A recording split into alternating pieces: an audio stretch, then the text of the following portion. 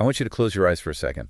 Imagine a conference room, but not the one you're probably in today, with the fancy chairs and the big screen. Right. Think back. Think back to the early days of a project, or maybe the first startup you were at. The air probably smells like, I don't know, cheap pepperoni, cardboard, and maybe a little bit of desperation. The classic two-pizza phase. That's the one.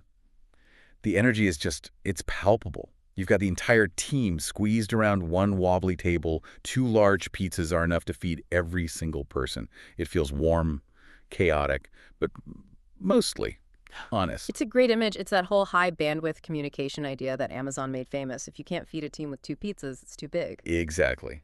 But now, I want you to do a hard cut. Fast forward maybe 5, 10 years, the company won, you scaled.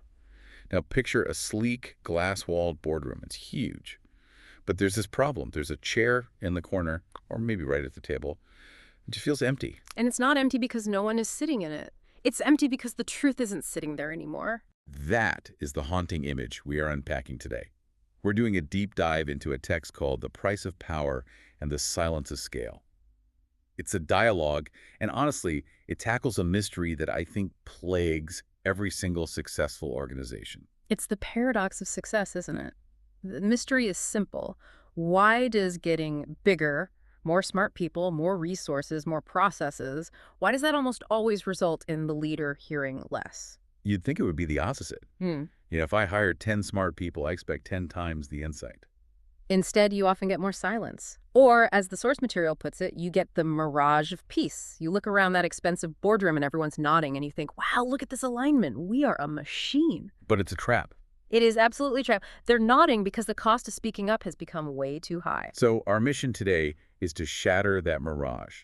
We're going to look at the invisible laws that silence employees as companies grow, and more importantly, the tactical lessons for how a leader can design a system where truth can actually survive. Because it won't survive on its own, you have to design for it. And to fix it, you have to understand what broke in that transition from the pizza box to the glass wall. The source text talks about this as a shift in how information travels. In the beginning, in that small room, information travels through relationships. Right. You and I are eating pizza, and I think your marketing copy is cheesy. I just lean over and tell you, hey, that's a bad idea. Yeah. I say it because I know you. I trust you. The distance between us is basically zero. It travels through affection, you could say. But as you scale, that mechanism breaks. Information stops traveling via affection and starts traveling via safety. And this is where we have to talk about power distance. As you add layers, managers, directors, VPs, the distance between the decision maker and the reality on the ground gets thicker. And the text has this line that it stopped me cold. When the distance thickens, the truth becomes thin. When distance thickens, truth becomes thin. Wow. But what are the mechanics of that? Why does truth get thin just because I hired a VP? Think of it like a game of telephone, but with careers on the line. Every layer of management is a filter. A manager doesn't want to report bad news to the VP because they want to look competent. Of course. The VP doesn't want to report to the CEO because they want their bonus. So by the time it gets to the top, it's been scrubbed and polished. The truth is thinned out until it's just a bullet point that says, on track. So the leader is looking at a dashboard that says, all green, while the engine is on fire 3 floors down. Precisely. And the source points to a really specific, very relatable moment where you can see this happening. The meeting room crisis. Oh, I have lived this. This is when the student in the text walks into the weekly meeting and suddenly there aren't enough chairs. It's a physics problem. You have 10 people who all have critical updates, but the meeting is still only 60 minutes long. You can add people, but you can't add time. So you do the math. 10 speakers, 60 minutes. That's maybe 5 minutes each. If they're lucky. And that is the first structural cut. It's not malicious. The leader isn't trying to silence anyone. But purely due to logistics, half the voices just get cut off. Nuance is gone. And as the leader, you feel that disconnect happening. So what's the knee-jerk reaction? I know what I've done. I panic. I think, okay, the group meeting is broken. I'll just meet with everyone individually. I'll do 1.1s. And that is exactly what the source calls the 1.1 trap. And the math here is horrifying. Let's say you have 30 key people you need to stay aligned with. Which is pretty standard for a senior leader. Totally. If you give each of them just 30 minutes a week, which is barely enough time for anything, that's 15 hours of meetings. 15 hours. That's 2 full work days. Gone. But here's the real cost. It's not just that you're busy, it's the opportunity cost. That's 15 hours before you've answered a single email, before you've done any deep work. You are spending 40% of your week just trying to maintain the feeling of connection. And the quality of those meetings can't be high. You're rushing, you're checking your watch, you're not solving problems, you're just processing status updates. Exactly. The result is leader burnout. The leader becomes the bottleneck, trying to use a small company tool in a large company reality. And the worst part? It doesn't even work. Why not? You're putting in the time. You're sacrificing your sanity to listen. Because while you're drowning, you're comforting yourself with that mirage of peace. You think, I'm talking to everyone, I'm accessible. But the source asks this piercing question. Why do people nod in your office and then explode in the parking lot? The meeting after the meeting. That's where the real opinions come out. It's where the real opinions happen. And this brings us to an economic concept in the text, the cost of truth. I like that framing. Thinking of conversation as an economy. It makes sense of the behavior. Look, when you're a peer, speaking your mind is cheap. If I say, I think we should change the logo, and I'm wrong, we laugh about it. The cost is low. But if I'm talking to my boss or the CEO, Yeah. The price skyrockets. Every employee runs a subconscious calculation.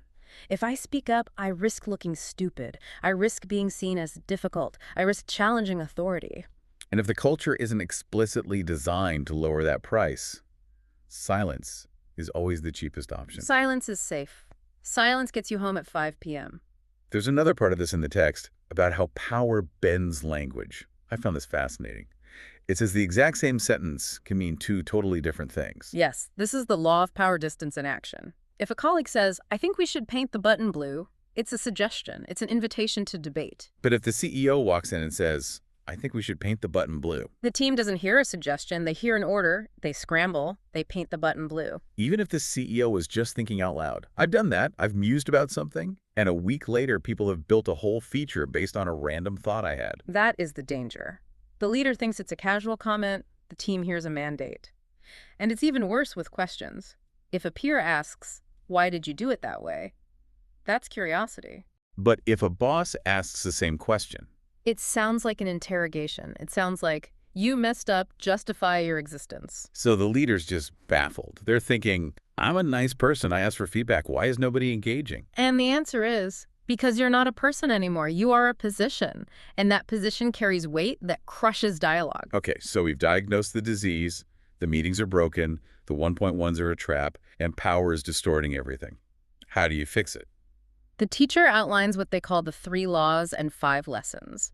Let's start with the structural fix, the delegation tightrope. Right. It's so hard to get right. It's either micromanaging or just abandoning the team, Abdicating, not delegating. The trust fall approach. Good luck. Bye. which feels awful to the team. It feels like abandonment. So the source offers a specific formula. It says delegation is transferring authority, plus transferring trust, plus transferring responsibility, plus, and this is the key, maintaining connection. Okay, that last part is tricky, but break down the difference between authority and trust. It's a crucial distinction.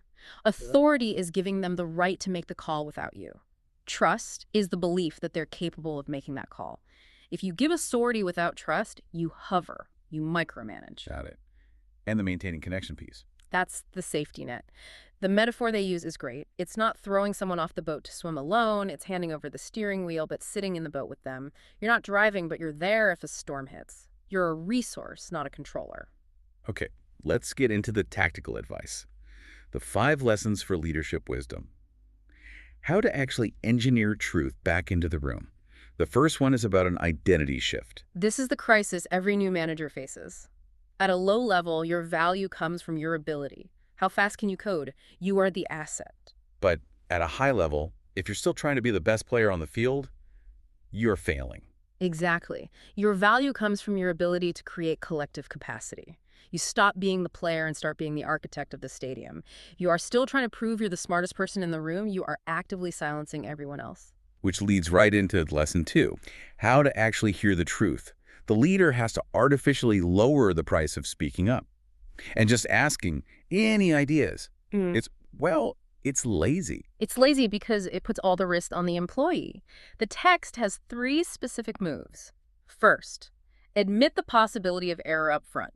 So you walk in and say, look, I think I might be missing something here. Tell me what I'm not seeing. Exactly. Suddenly correcting the boss isn't an attack, it's a request. Yeah. Second, publicly honor those who disagree. This is so important. If someone has the courage to speak up and you get defensive, game over. Nobody will ever do it again. Instead, you stop the meeting and you say, thank you, that's a great point. That just saved us a month of work. You have to signal to the tribe, look, it's safe, you get praised for this. And the third move. Change the question. Instead of asking, do you agree, which is a verdict on your authority, ask, if you were me, what would you do? I love that. It makes them a partner in the problem, not a judge of your solution. Right. Now, lesson 3 is about survival. The text calls this the Venn diagram approach. This is about being ruthless with your time. Yes. You must only focus on the intersection of 2 circles. Circle 1, what is most important for the organization? And circle 2, what is something only I can do?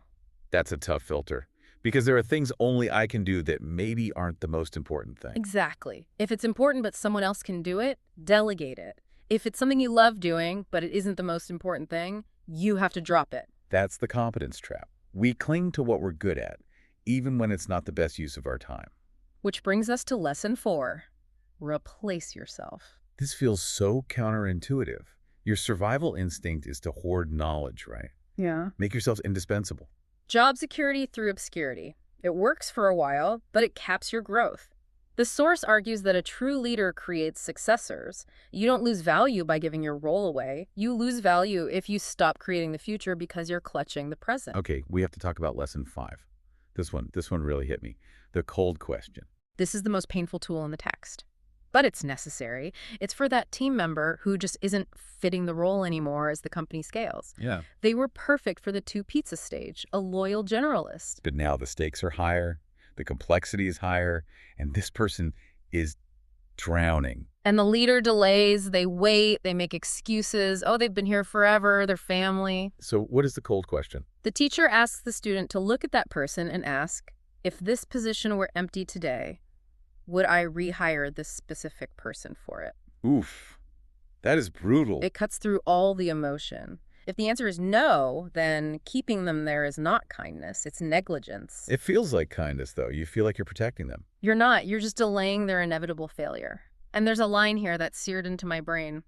If you hesitate, another company will end up paying the tuition for your delay. Paying the tuition. Wow, unpack that. It means every day you keep a mismatch in a role, you are accruing debt. Cultural debt, technical debt. And eventually that debt has to be paid, usually with interest. The tuition is the cost of the mistake. And if you don't solve it now, someone else pays it later. That's a heavy realization. The pain is just the sign of truth breaking through the illusion. It is. But that's the job. That's what you signed up for. So, let's bring this all back. We started with the 2 pizzas and the empty chair. The 2 pizzas, that's where truth was free. It was in the air. You didn't have to work for it. And the empty chair represents that structural loss of truth that comes with scale. The realization that if you do nothing, silence just becomes the default. Right. We can't shrink back to a pizza party. But the key takeaway is that leadership isn't just about making decisions on the information you have. Because that information is probably flawed. Exactly. Leadership is about designing the conditions for the truth to reach you in the first place. You have to build the system where truth is safe. You have to lower the cost. You have to be the one to actively engineer the silence out of the room. Truth requires active engineering. I love that. It's not a passive trait of a culture. It's a feature you have to build every single day. So here is a final provocation for you listening. The next time you are in a meeting, look at your team. Really look at them. Watch the body language. Watch the eyes. If they are silent, or if everyone is just nodding along, stop. Don't pat yourself on the back. Ask yourself, are they quiet because they truly agree with me?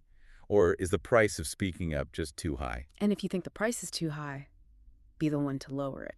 That's it for this deep dive. Thanks for listening. We'll see you next time.